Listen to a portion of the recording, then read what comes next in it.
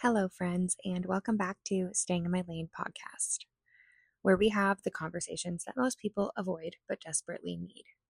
This one's going to hit a nerve for many reasons.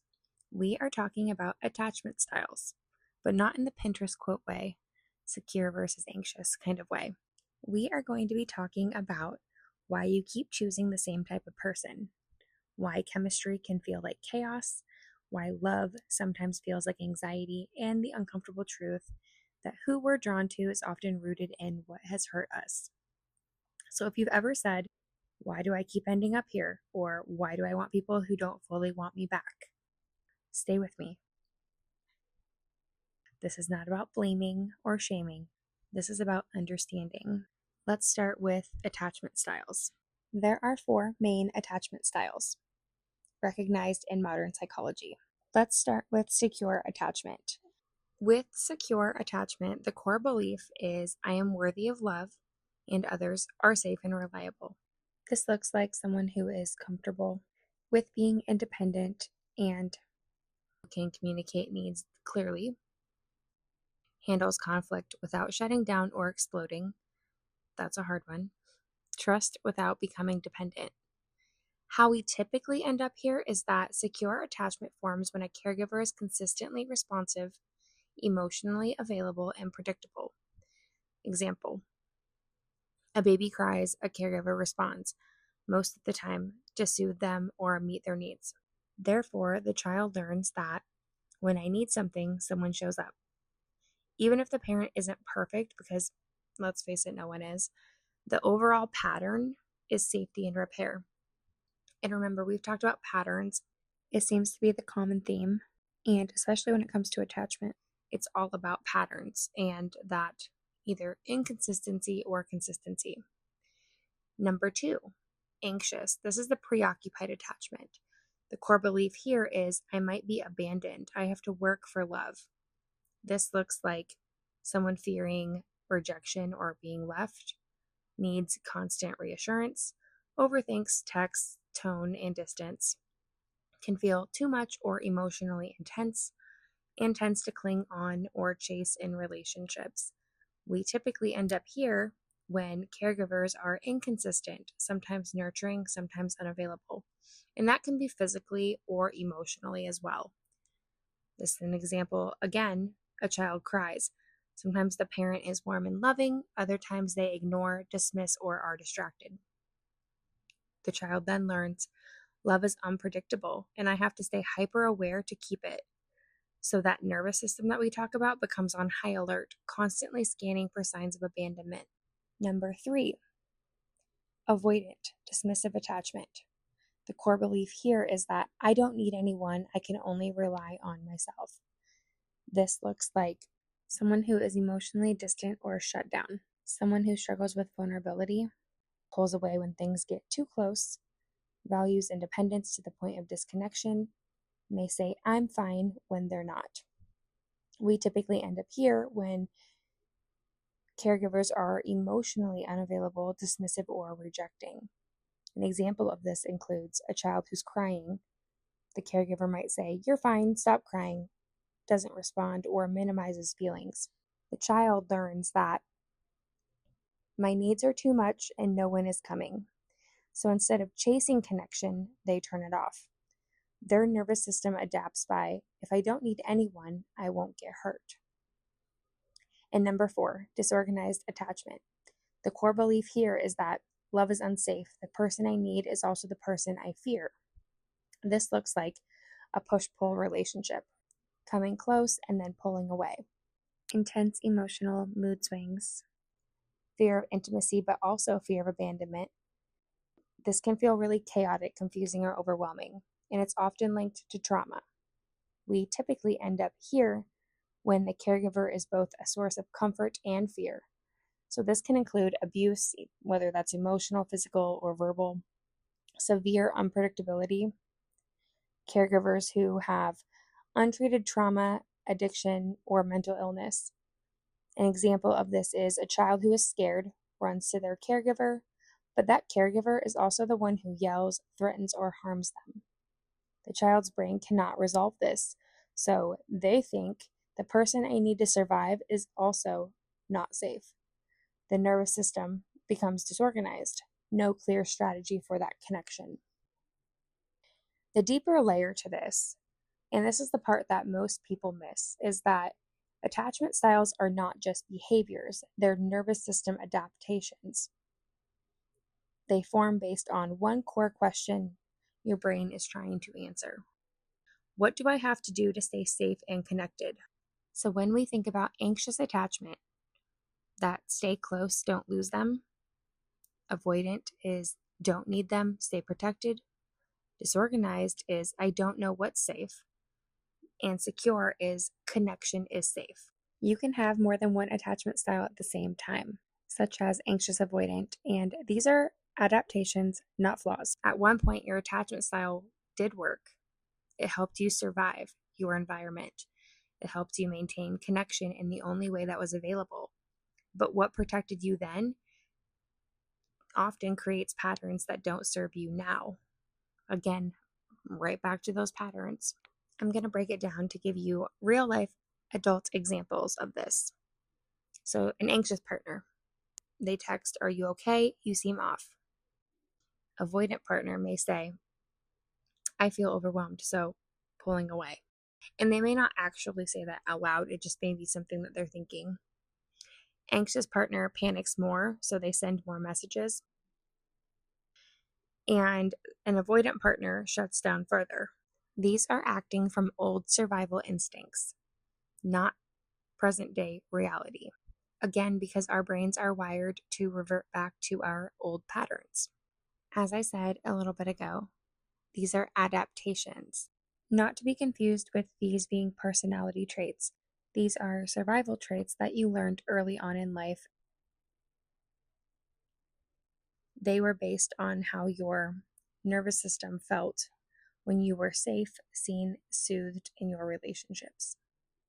At the core, attachment answers one question. Again, related right back to that piece of connection. Your brain wires itself around that answer. As children, we don't choose our attachment styles consciously. We adapt to what we feel and what we've been exposed to. For example, if we felt love consistently, we relax into that connection. If love was unpredictable, we learned to chase it. If love felt unsafe, we learned to avoid it. And if it was both safe and scary, we become confused inside of it. So attachment's not about who you are, it's about what your body learned love costs.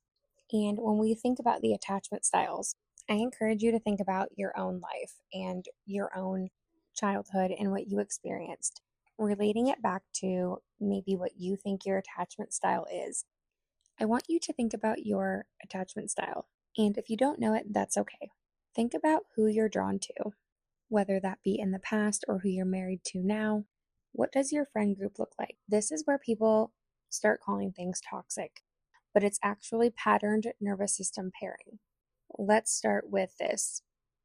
The most common dynamic, anxious plus avoidant. The anxious person pursues, seeking safety. The avoidant person withdraws, seeking safety. But the hardest truth with that is both people feel unsafe, just in opposite ways. One fears being abandoned, one fears being consumed. So they trigger each other perfectly. And this feels so intense, is the most common dynamic because it mirrors childhood. An anxious person thinks I have to work for love. An avoidant person thinks love takes too much from me. And so this isn't a random attraction. This is the familiarity disguised as chemistry. The real problem with attachment styles is, and here's where I'm going to push back a little bit. The biggest problem is not your attachment style, it's what people do with it. When you let your attachment style consume who you are and turn it into an identity, you most likely become stagnant in your relationships because attachment styles are not who you are. It's how you adapted. However, using it as an excuse is also something that obviously is not healthy in a relationship. And I think we're seeing that more and more. Let me explain. Social media, the growing influencers on TikTok, Instagram, they've made attachment styles trendy. They've made it to where people can use it as an excuse. And the reason that I say this is because they label it quickly, misdiagnose their partners, and avoid accountability. I think one of the most common things right now that we're seeing on TikTok is the need to label people as narcissists. And not everybody is a narcissist. You can have narcissistic traits and not be a narcissist. And so, not using it as an excuse, not over pathologizing normal behavior. It's not healing when you do that. That's protecting a pattern. Not every need means that you're anxious. Not every boundary means that you're avoidant. Social media has encouraged people to do so by labeling them, misdiagnosing them, and pointing out the flaws rather than focusing on the good things. And I think this is because social media loves chaos. Social media does not encourage healing, not in the genuine way, but more in the aesthetic way. It's really easy to ignore the nervous system. This is the part that most people miss. Attachment is not just psychological, it's physiological. Racing thoughts, and activated nervous system, right? Emotional shutdown is a protective nervous system response. You don't heal attachment just by thinking differently. You heal it by teaching your body that connection is safe now in present moment. And yes, attachment styles can change. The fact that social media makes it out to be a crutch through life is not healthy. This is the part that people want to skip over. Having awareness on how you respond to people or what you feel like you seek in relationships is not enough. You need regulation before communication. If your nervous system is activated, you're not communicating, you're reacting. Again, we go back to that reactions and reactivity versus responding or communicating.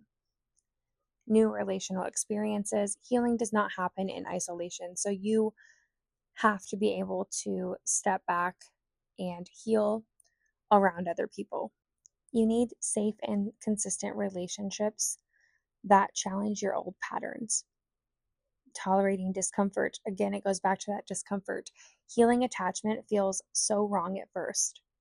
Anxious means you have to go from seeking that safety to giving space that feels like abandonment.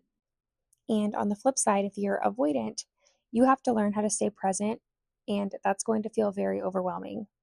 Growth is not going to be easy, but it's doing the opposite of what your instinct tells you to do in small doses. And what I just said, I want you to hear again. Change happens in small doses, a little bit at a time. It's not going to happen overnight. It's not going to happen in one big change. So becoming self-aware is the first step. And the thing is that you don't always choose people. Your nervous system recognizes what feels familiar. And sometimes familiar is or isn't healthy. It's just known. And before we move to the next part of the podcast episode, I have a couple questions.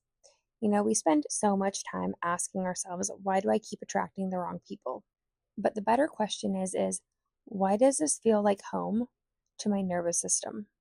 Because once you understand that, you stop blaming others and you can start rewiring your brain to understand what healthy love feels like. Because knowing my past, and I'm sure you can relate if you're listening, after I was out of my first really, intense relationship, chaos felt familiar to me. And so being in a calm, quiet space felt boring. So, for example, if inconsistency feels familiar, that stability can feel suspicious. If you had to earn love, healthy love can feel undeserved. So you don't just choose your partners, you choose what your body recognizes. I want to go back to that inconsistency versus stability. Why does stability feel suspicious? And what that actually means. It's not because the other person isn't safe. It doesn't mean that something is wrong with them. It means that your nervous system doesn't recognize safety. Stay with me. I have a point. This is where it gets deeper than the attachment styles portion. This is about conditioning. For example, if you grew up in an environment where love came with tension, attention came after distress, connection came after conflict, then your brain is wired with this equation. Love equals emotional activation. So when someone comes into your life who is consistent, calm, predictable, and emotionally available, there's no spike, no drop, no urgency. No, what are they thinking? So instead of your body saying, wow, this feels safe, it says, something is suspicious, it's off. The psychology behind this is your brain is not wired for happiness, it's wired for prediction. We as humans like predictability. So when something is predictable, even if it's unhealthy, your brain relaxes because it knows what comes next. Again, even if it's not healthy. So when something is unfamiliar, your brain goes on alert because it cannot predict the outcome. So that calm that you feel doesn't feel like peace, it feels like uncertainty. And that, to a nervous system shaped by instability, feels extremely dangerous. Let that sink in for a second, because that's the moment that a lot of people realize I've been calling safe things boring and unsafe things exciting. And obviously, it's not on purpose. This is where I want to explore a little bit more. And I didn't plan to go here in this episode, but I think it's a good piece to throw in. I do plan to have an episode on this exact topic later, but for now, let's go with this. What about trauma bonding versus connection? Because what a lot of people are experiencing is not connection, it's trauma bonding. Trauma bonding is built on emotional highs and lows, inconsistency, and intermittent reinforcement. That doesn't mean you can't have a connection later, but that means that you have to work really hard on a healthy relationship, meaning sometimes you get love, sometimes you don't. Trauma bonding is unpredictable and it creates an addiction to unhealthy habits and patterns if you don't deal with it. And whether that be individually or as a couple, trauma bonding is not just emotional, it's neurological. Your brain releases dopamine, not when you receive love consistently, but when love is uncertain and then given. So when someone pulls away and then comes back, that creates a chemical loop that feels like intensity, craving, obsession, and that's that dopamine high. Your brain labels that as love, and that's where we get the honeymoon phase or the puppy love feeling in a relationship when we are, say, an anxious attachment versus an avoidant attachment. When they come together, they may have a trauma bond. And they may not even realize it. I'm not saying every person in every relationship has that. I'm saying that that can happen. What it actually is your nervous system trying to resolve unfinished emotional experiences. You may not be attracted, you may just be activated. And that's a hard truth to accept. You're not always attracted to people, you're activated by them. What I mean by that statement is that activation feels like thinking about them constantly, needing reassurance, feeling anxious when they're distant, feeling relief when they come back. And that's not every relationship, right? But that is common in these attachment styles. That is not peace. That is not stability. That is your nervous system saying, this feels familiar. And I think a big piece to this also is that when we feel something familiar, we want to hold on to that. So when something goes wrong, we want to fix it because why? Our body says it's safe. Somewhere in our past, there was a version of us who couldn't fix it. So now you try again and again and again in different bodies with different names, but the same pattern. We often try to fix things that feel familiar because we don't want to lose them. That's that fear of abandonment, right? So, on a deeper level, how do you know if it's real love or just a pattern? Here's your answer. Real love regulates you. Patterns dysregulate you. And I will be very honest in the fact that there are certain relationships in my life that I've had to work very hard to regulate with the other person. And for example, my husband and I, we have done the work to have a strong marriage. We have not always had a strong marriage because we both have unhealed pasts. And I think that can go for many people. I don't think there's any perfect relationship. And I think now with, millennial generation being parents and it being 2026, we are discussing these things more openly.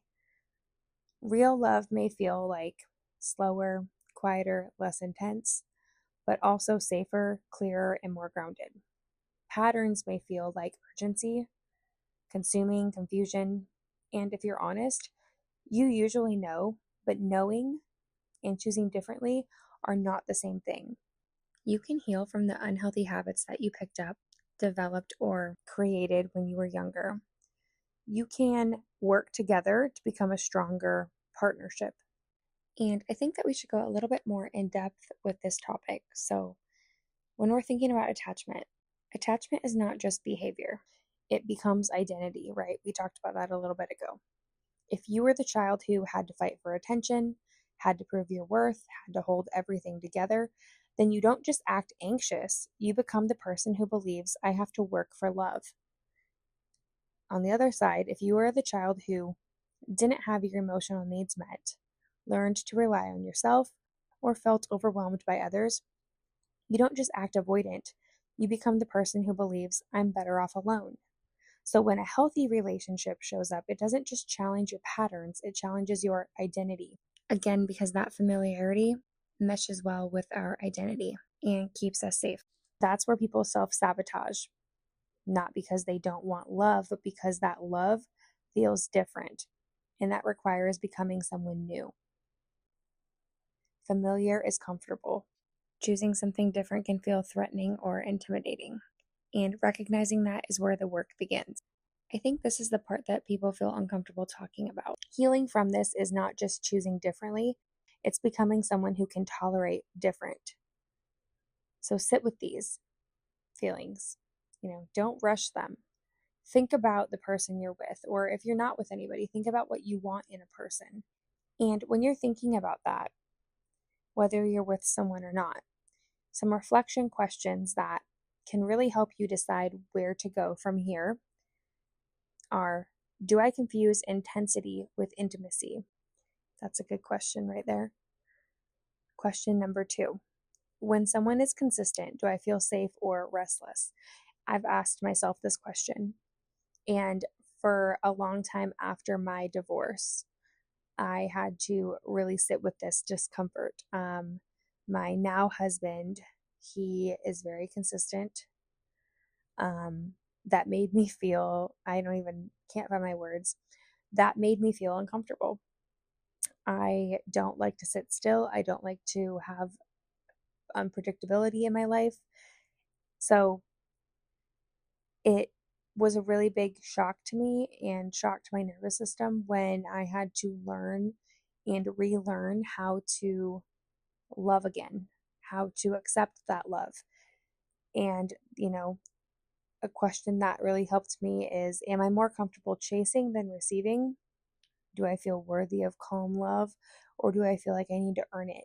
Because when you lose your self-worth, when you lose that calm or that predictability in a past relationship and you have to earn that comfort back, especially when you've done the work to heal and then you get into a toxic relationship, that can take a lot of time. And so you may wonder, what version of me shows up in relationships? My adult self or my younger self? The version of me that held on to that trauma? The version of me that was toxic? Those are all questions that you may need to ask yourself in order to heal.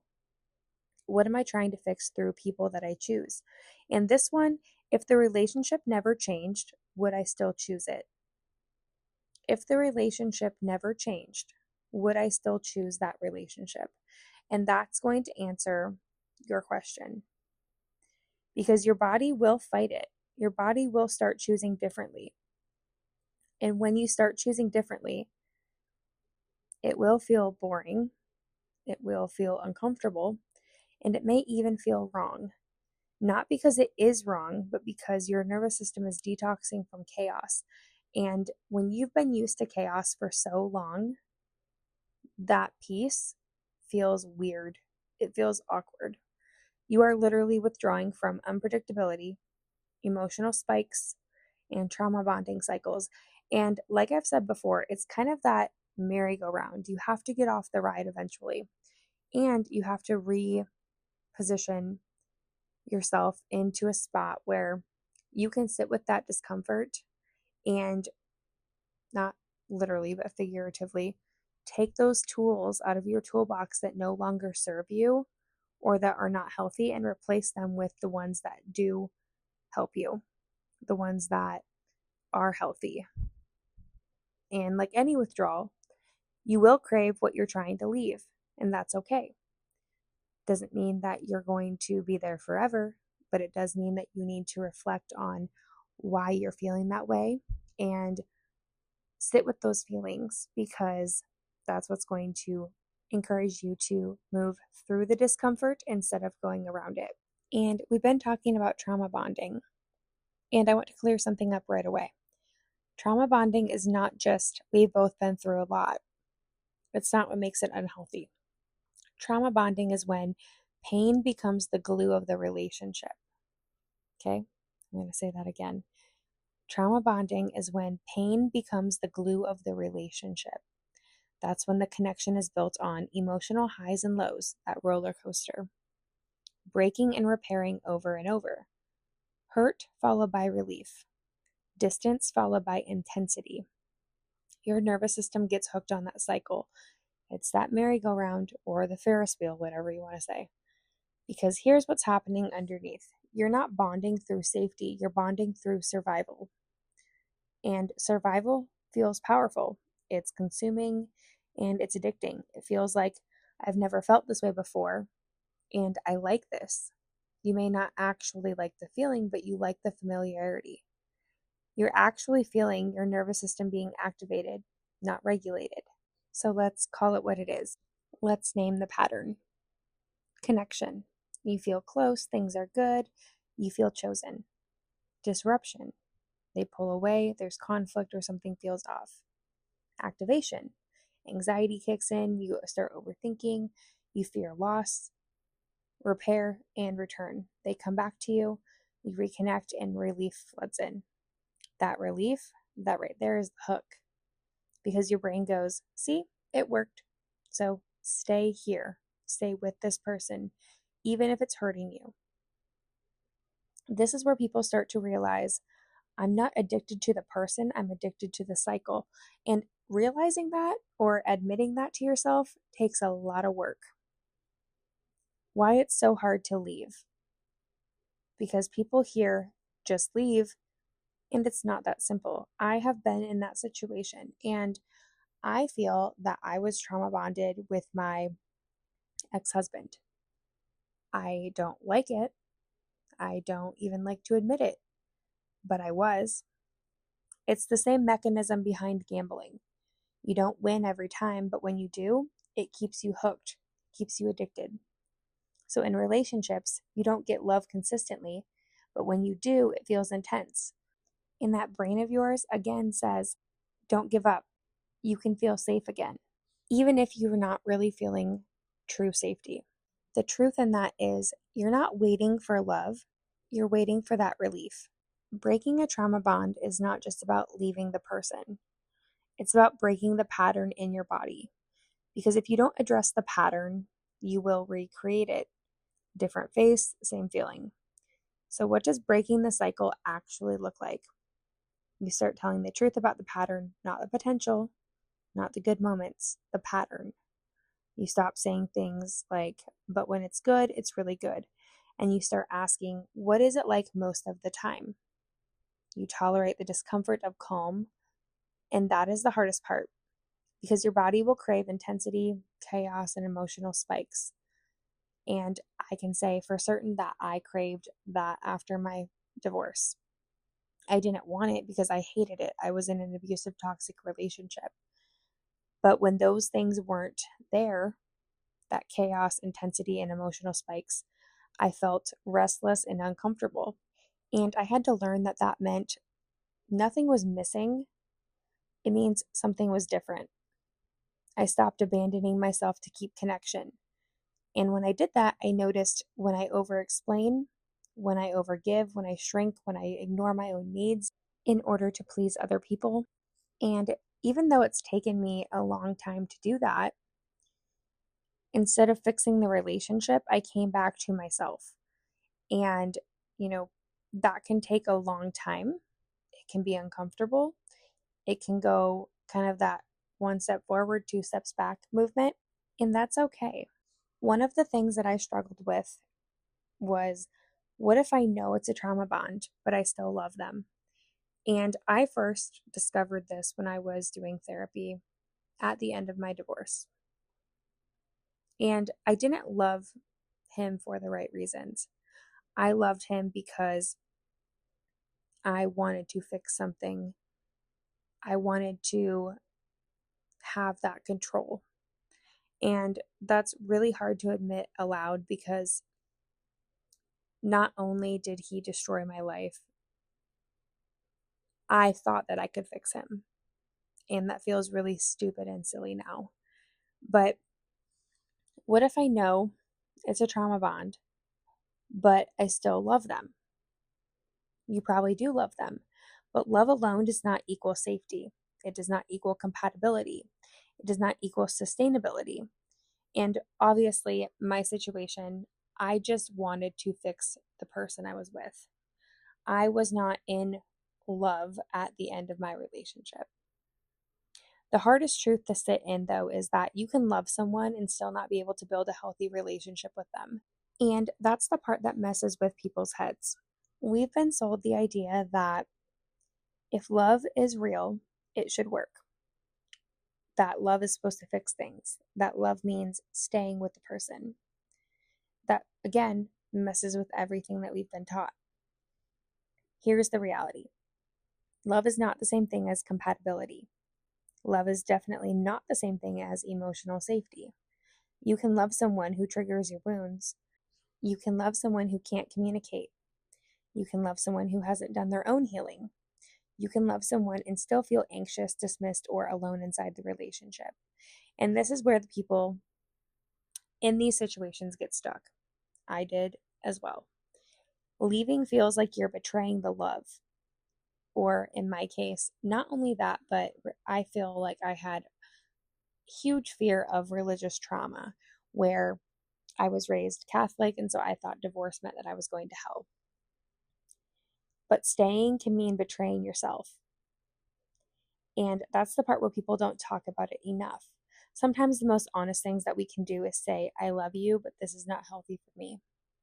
Especially when the person's abusive. That doesn't make you cold or heartless, that makes you self-aware. Because love without safety turns into survival. Love without growth turns into cycles. Love without accountability turns into resentment. You can't build a peaceful life on top of a consistent, constant emotional chaos pattern. So if you're in that space right now where your heart's holding on but your body feels tired, ask yourself that. Am I staying because it's healthy or because it's familiar?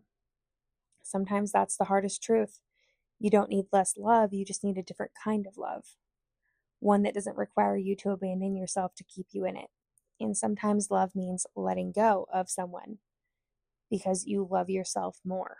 And that's what I did. I not only loved myself more, but I loved my children more, and I wasn't going to give them a life of chaos. I wanted to give them a life of safety.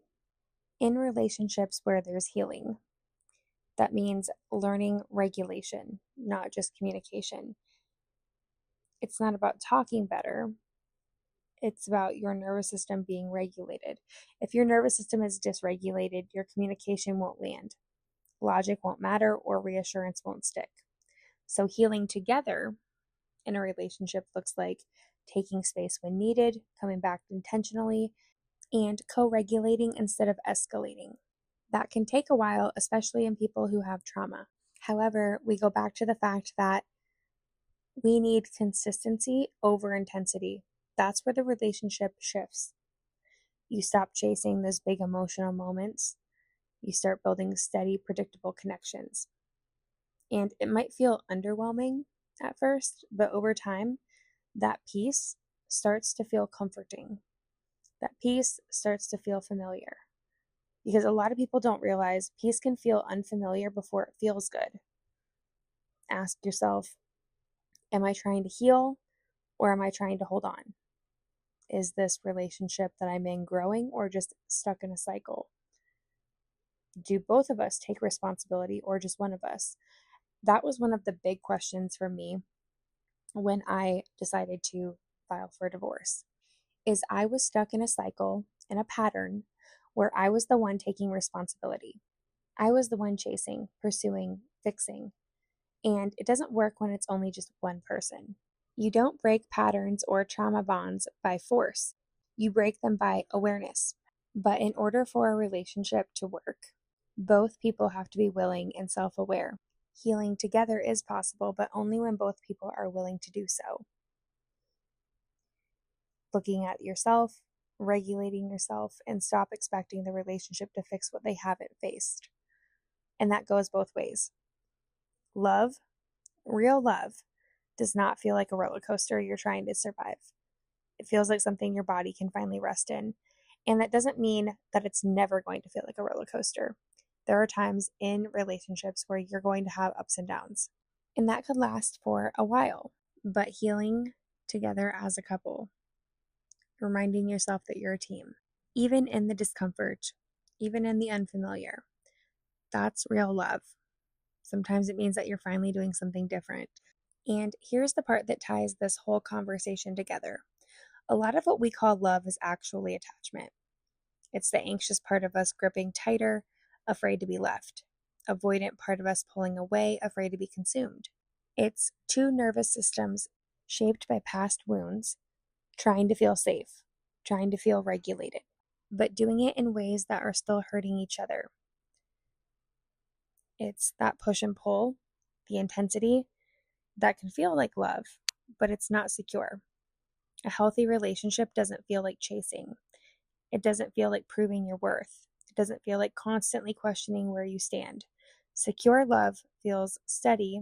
It feels safe to be seen, not just needed. It feels like you can exhale instead of bracing yourself. And the truth that most people don't want to face is that you can't force a secure relationship out of two people who aren't doing secure work.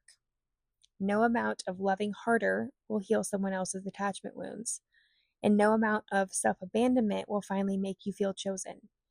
At some point, growth asks more of you than just understanding your patterns. It asks you to choose differently.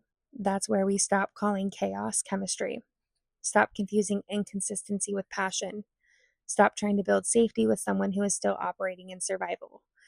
Real love is not built on old wounds trying to find resolution. It's built on two people choosing each other every day. Two people who are willing to take responsibility for their healing and meet each other in a place that is not driven by fear. Okay, so I was going to make a part 2 to this episode about the attachment styles and kind of dig a little bit deeper. However, I decided just to add on to this episode because it all ties into the same thing and it's just an extension of what we're talking about.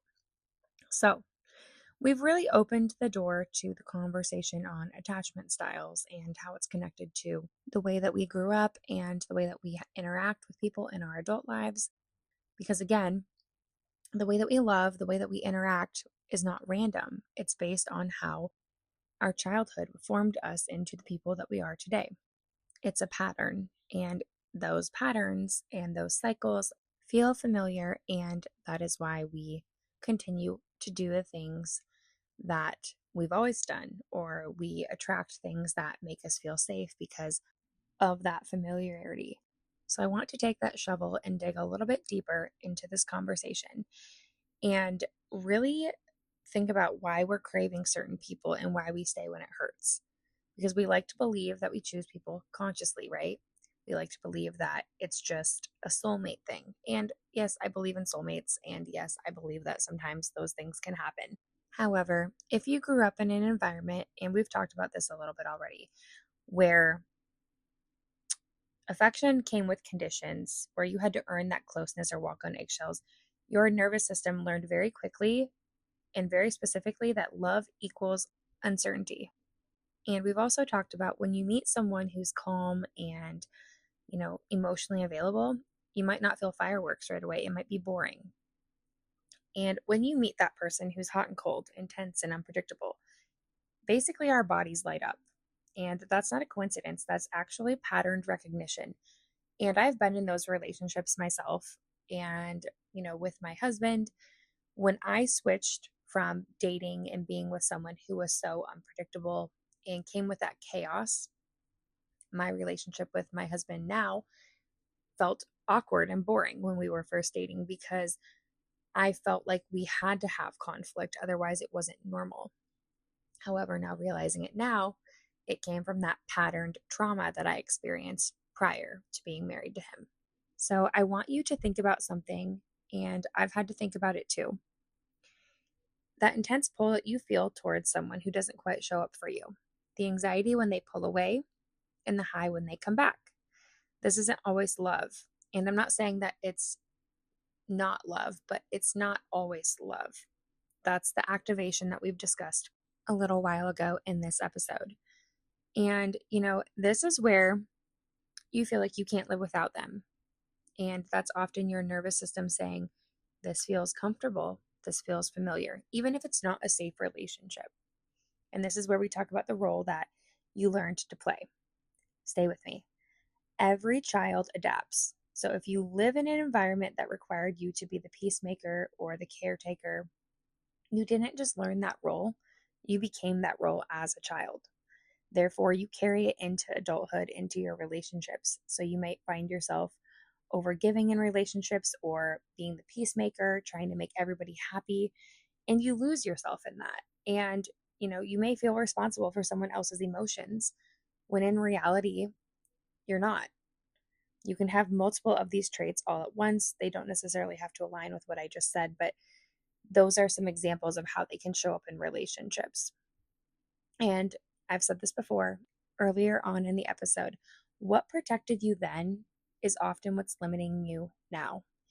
Because what served you then is not going to serve you now. You're in a different place, you're in a different environment most of the time. So, what worked for you when you were a child is probably not necessarily going to work for you when you're an adult. So, why do we stay in these relationships? Sometimes we stay because it feels familiar. Sometimes we stay because we see the potential. We're addicted to the emotional cycle, that merry-go-round that we've talked about. We believe love has to be hard to be real, which is not true. Or we fear the emptiness more than we fear the pain.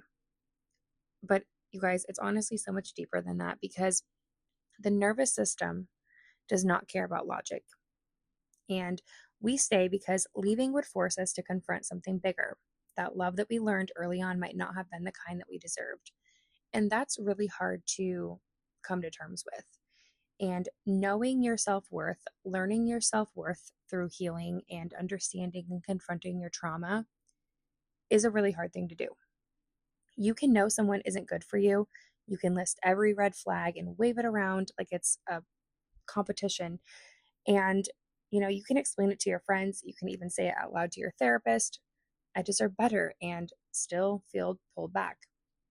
This is because healing is not just cognitive, it's physiological. Your body has memorized these patterns of connection, and until your nervous system learns a new definition of safety, you will keep feeling drawn to what's familiar. That's why you see people who date the same bad boy over and over again, or the girl who cheats on them over and over again, because somewhere in their lives, there was something ingrained to where they didn't feel worthy or deserving of true love. And that's where the healing and growth comes in. That's why growth can feel so uncomfortable, because healthy love can feel slow and boring, predictable. Instead of feeling safe, it can feel unfamiliar. So that's where we push back and we fall into those old patterns. But what about rewriting the pattern? And I've said that prior. What do we do with all of this? Because we don't shame ourselves for the patterns. We shouldn't be shaming ourselves for those patterns. We don't judge the younger versions of ourselves who we learned when we were surviving. We get curious. We start asking, why does this feel so intense? What does this remind me of? And this is where we get stuck. That's because we become aware of patterns, but it's hard to change those patterns. It's more than rewiring the system in your brain. It's taking the time to understand why, seeing things differently, thinking differently, and learning to change those experiences that you're having. For example, that could mean letting go of someone and letting them show up for you without testing them. Sitting with that feeling of discomfort, even if you don't want to, not chasing it. Allowing consistency to exist without assuming that it will disappear. That's a hard one. In my personal opinion, this is one of the hardest ones, I think, because you've been conditioned to expect inconsistency. And that's because consistency doesn't always feel safe. It feels suspicious, like we've talked about before. You might find yourself thinking, this is too good to be true. And that's where that suspicious feeling comes into, kind of creeps into the room, right? This is the part that confuses people the most because this is what makes people self sabotage without even knowing why. When things start to feel healthy, whether it's a romantic relationship, a friendship, or whatever, your first instinct may not be relief. It may be that suspicion that creeps in. Not loud, not obvious suspicion, but that subtle, quiet thought that kind of tells you, why are they being so nice? What are they actually wanting? This is going to change. It's not always going to be this way. Or I don't even trust this feeling. So you might push away. And I've been in that position to where I have pushed away a lot of people who I felt were not giving me what in the way that I wanted. They were not giving me what I wanted in the way that I wanted because that was my comfortable, safe feeling. And so I had to get used to conversations or interactions with people in my life that felt unfamiliar because for once it actually felt healthy after being in an abusive marriage for so long prior. Not the marriage I'm currently in, but my first marriage. But what's happening here is not intuition. And I don't want you guys to get confused like me in the past with intuition versus pattern. It's pattern recognition from your past trying to protect you. And there's a big difference. Because if you've ever experienced love that was taken away or inconsistent, affection that was not, I guess, given without earning it or without something attached to it, kindness that has conditions, or, you know, kind of a pull and push and pull relationship, then your brain learns something very important, that good things don't last. So when someone feels, good or does something good, the first thing that your nervous system is going to do is not relax. It's going to scan for that danger. It's looking for that what's wrong, and it waits for that shift and prepares for the drop. Suspicion doesn't always show up as thoughts first. It can show up as sensations in your body. You might notice your chest tightening when someone's trying to be consistent, or a feeling of restlessness when things are calm, an urge to pull away when someone gets closer, or self-sabotaging and the need to create distance even when nothing is wrong at all, which is what I do. And I'm trying to change that. I've been in therapy very openly with you guys about that. I've been in therapy for a while now, trying to figure out why I've self-sabotaged, where my shame has came from. And in all honesty, I've done a lot of these things. You might start to overanalyze their tone, questions, small changes in behavior, look for those hidden meanings, and even believe things or think things that aren't there. And then comes the shift. You create a story in your head to match your feeling that you're feeling in your body. This isn't real. They're going to hurt me. I need to protect myself. I'm just giving you guys examples of what I've thought in my own life. But the truth is, your body felt that unfamiliar safety, and that's labeled as danger. So, how we subconsciously or unconsciously test that love, this is where the suspicion comes into play, and kind of that behavior portion. When something feels too good, many people will test it, and not in the obvious way of testing something, right? It's in the subtle ways of, pulling back and kind of creating conflict or becoming less responsive, holding things without being vulnerable because you don't feel safe. And that means that the trust is not there. And it's not manipulation. And I want to make that very clear. This is a trauma response and a protection mechanism. That's your system asking, is this safe, or questioning what's going on. And the hardest part of these tests, I guess, is they push people away. That stability that you're trying to learn how to trust, that may go away and they may pull back. And that's what happens when you kind of reinforce that belief. See, I knew this wouldn't last, or I knew they didn't like me. But I also want to reiterate, a lot of the time, this is not on purpose. These things are happening in your body and in your mind because of your patterns. However, it is your responsibility to become aware of these things and do your best to change them. And I would have to say, very honestly, as someone who's been in this situation and has had to work really hard at changing that suspicion feeling that comes in, I'm still working on it, but that internal conflict is really hard to, I guess, gather all your thoughts together and really be able to stay neutral and change your reactions in these moments. And this stage creates a very specific kind of tension inside you. Part of you wants the love, but part of you doesn't trust it. Part of you wants to relax, but part of you is bracing for that impact. So you live in this in between space where you crave closeness, but you feel safer with distance. You want consistency, but you feel more alive in chaos. You recognize healthy patterns, but you feel drawn to old ones. And this can make you question your entire identity. But this isn't really about being broken, right? It's about the fact that your system is being trained in a different environment. So, what do we do with that suspicion feeling in the moment? And this is where the real work has began for me. This is where I hope that you guys can kind of take this. And if you need to work on something, and if I can some way be a help to you guys going through this, I hope I can. In this exact moment, when you feel that suspicion on the rise, instead of reacting, which again is really hard, try observing yourself. Just sit with it. Think about how unfamiliar this feels. Not unsafe. This is a new experience, not a threat. And think about the fact that you don't have to act on this feeling immediately. Because, in all truthfulness, the urge to pull away or question, create distance, that's an automatic, fast, protective response. But healing happens when you slow it down, when you take time to think before you react, when you don't immediately send the text message or shut down emotionally or create a reason to leave. And as someone who is a chronic flight person, I know that in my nervous system, it operates in the fact that I feel the need to create distance immediately when I feel any sort of unfamiliarity or uncomfortable territory. So that's the beginning of becoming kind of aware of what you're doing in that moment. That's as your nervous system starts to learn nothing bad happened when I didn't react. And you have to get used to not reacting because it takes time. It's not easy. It's not going to be a quick fix. It's not going to happen overnight. And I've had to really come to terms with that. I am not a patient person. I want things done in my time, in my way, because I'm very organized and very structured.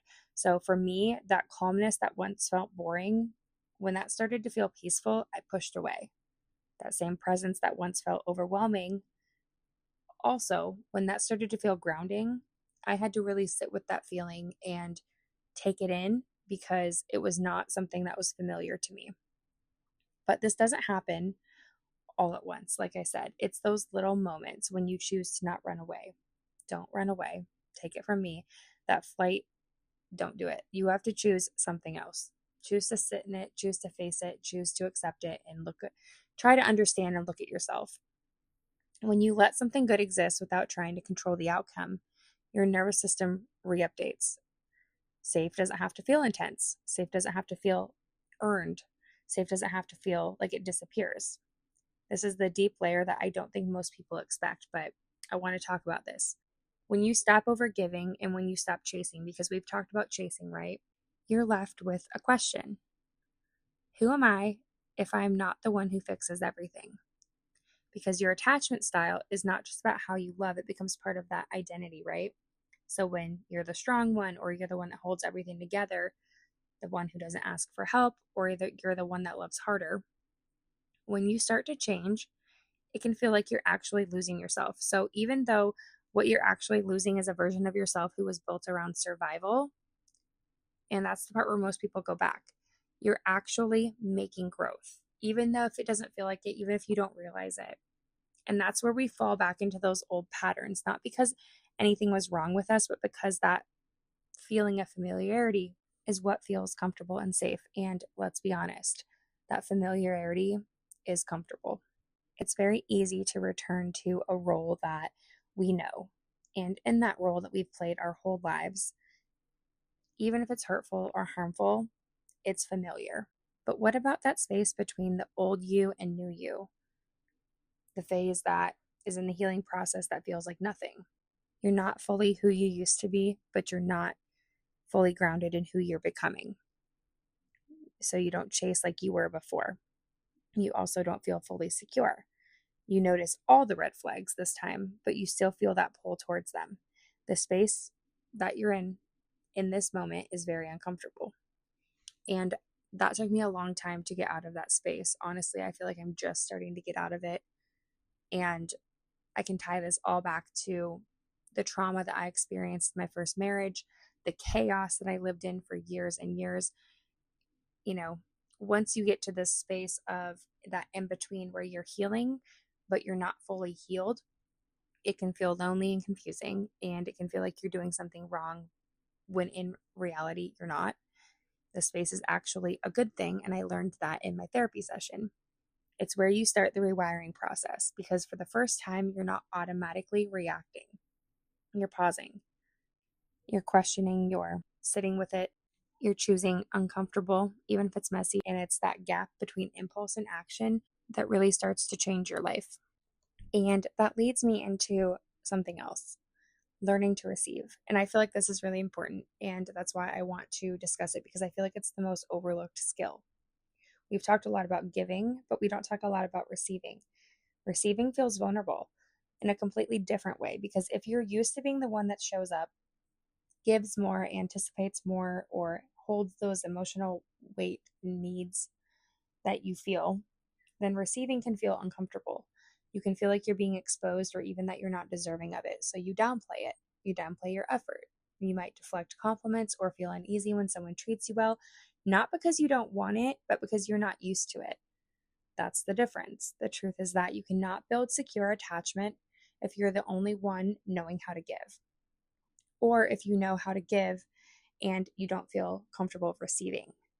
At some point, you have to let yourself be met with that receiving part of it from other people as well. Not halfway, not with conditions, but fully let yourself be worthy and receiving that kindness, that love in return. And, I think this kind of plays into the fear of healthy love because the quiet truth that people really rarely talk about themselves or even admit is that healthy love can feel terrifying, whether it's romantic or not. Not because it's unstable, but because it removes those distractions. There's no chaos to focus on, there's no guessing games, there's no emotional roller coaster or merry-go-round, just presence and consistency and closeness. And in that space, everything that you've been avoiding internally can rise to the surface. Every unhealed trauma, every unhealed wound or attachment issue, this means your insecurities, your beliefs about your worth, or your fears, they show up without warning.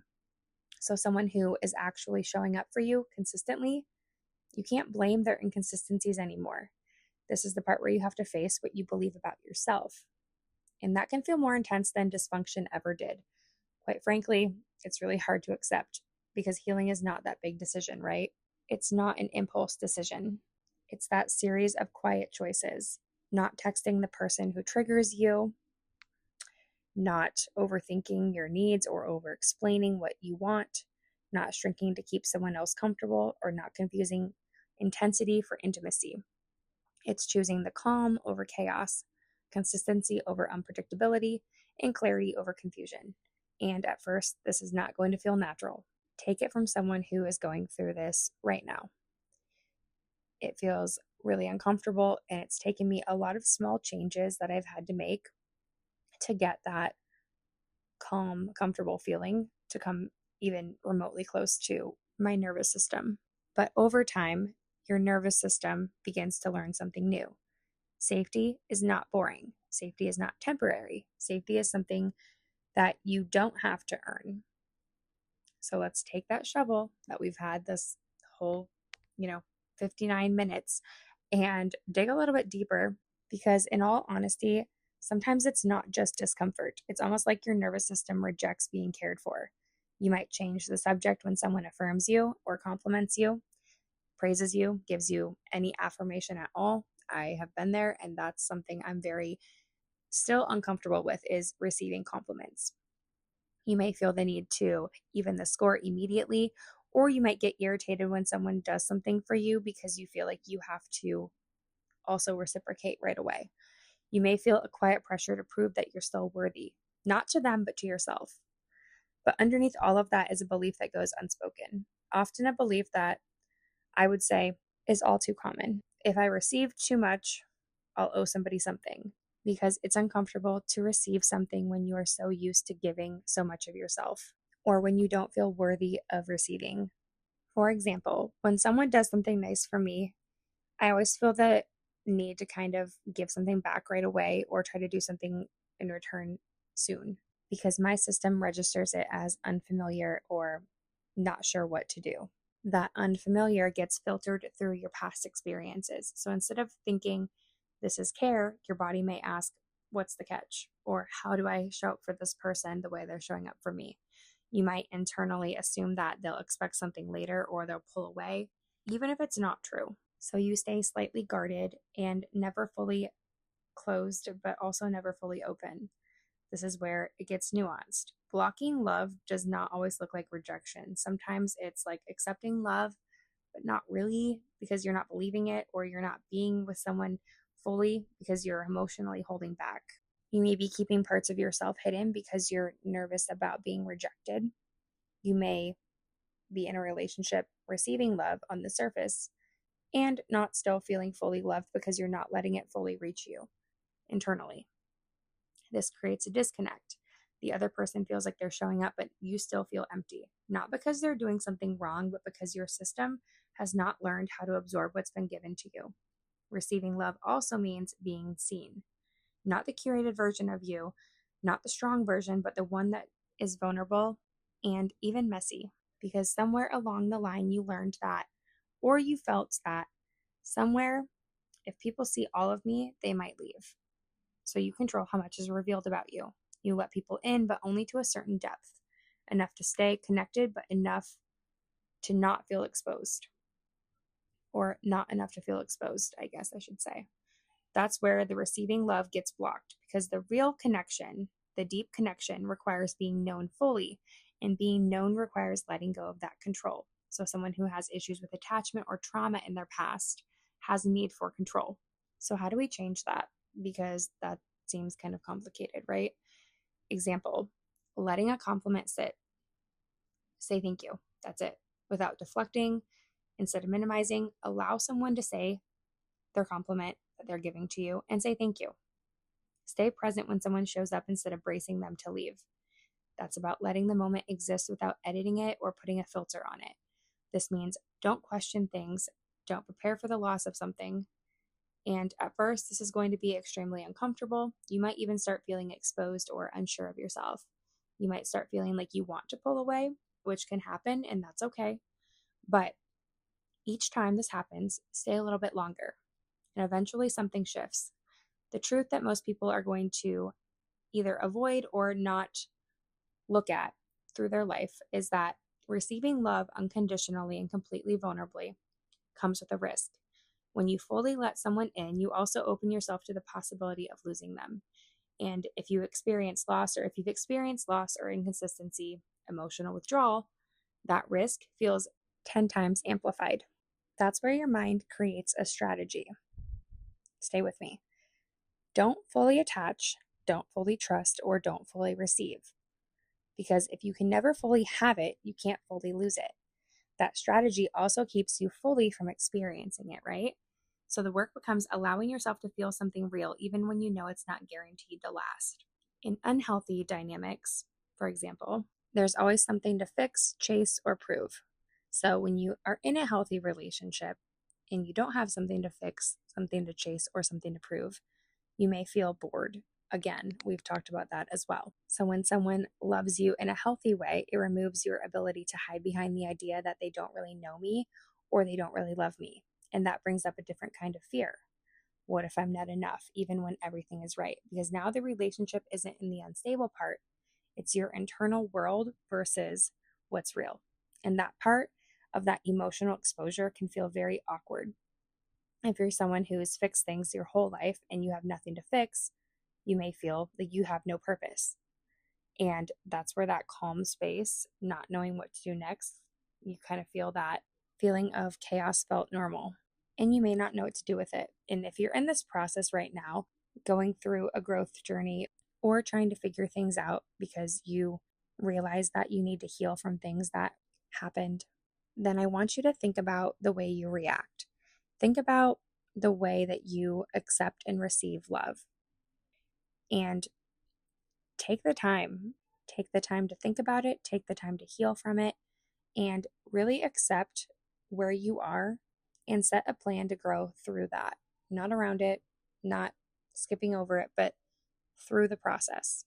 Having gone through this journey myself and still being in the journey, maybe the most important part of this healing process that I've realized is that nothing is linear. There will be moments where you fall back into old patterns. Suspicion is louder than trust.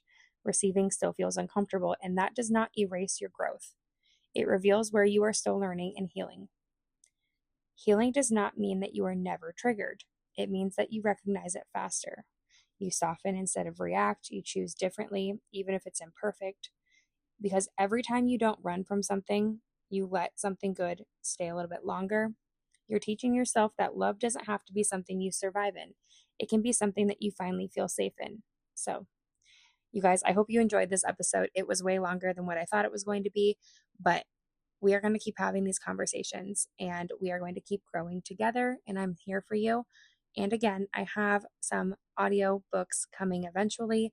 I'm in the process of working on that. But with that being said, I hope you enjoyed this week's podcast episode. That was a 1 and 2 put together. So we will be back next week, and I will see you later.